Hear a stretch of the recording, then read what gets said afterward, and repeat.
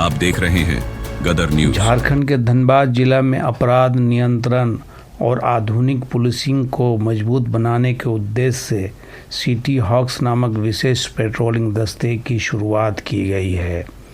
इस कार्यक्रम की शुरुआत संयुक्त रूप से धनबाद के उपायुक्त, एसएसपी तथा बीसीसीएल के सीएमडी ने की।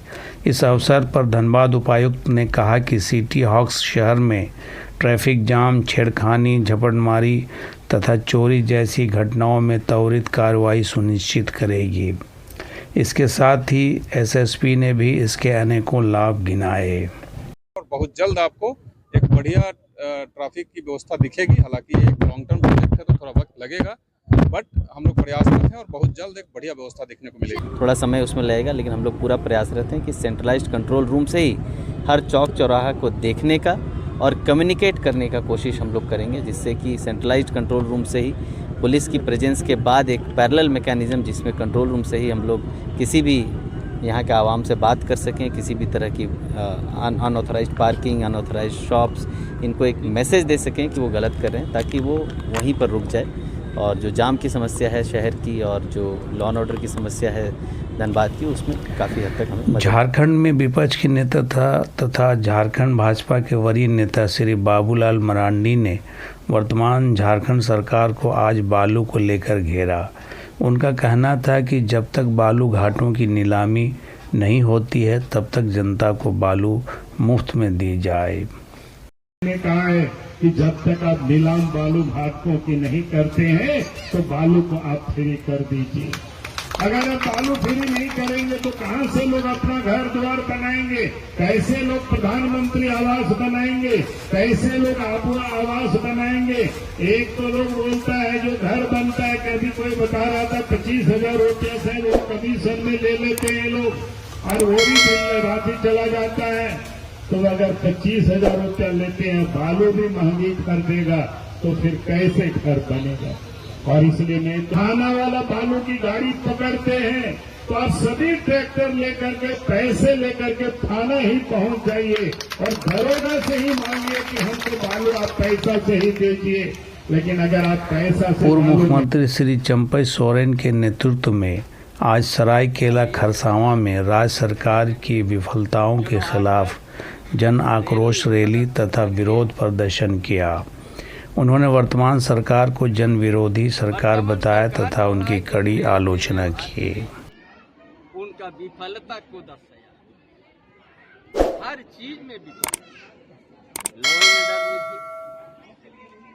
जो हम लोग सहारा समझते हैं, वृद्धा पेंशन बुढ़ा माप का समय में मिलना चाहिए, इसको सहारा दिया जा सके। वो 5 महीना 6 महीना से भी नहीं मिला, 7 महीना से नहीं। विकलांग भी वही, विधवा भी वही, मैया योजना भी उसी तरह करते, 3 महीना 4 महीना। गुमला जिला में कारगिल विजय दिवस की 26वीं वर्षगांठ पर वीर शहीद हवलदार बिरसा उरांव की पत्नी श्रीमती मीला उरांव को सेना की ओर से सम्मानित किया गया। मीला उरांव ने सेना के सम्मान के लिए धन्यवाद दिया। हजारीबाग में सड़क निर्माण में लगी एक कंपनी के वाहनों को अपराधियों ने आग लगा दी है। यह सड़क एनटीपीसी बादाम कोयला परियोजना के लिए चरही बड़का गांव के जोराकाट तक बनाई जा रही थी। हजारीबाग पुलिस अपराधियों की गिरफ्तारी के लिए सक्रिय हो गई है।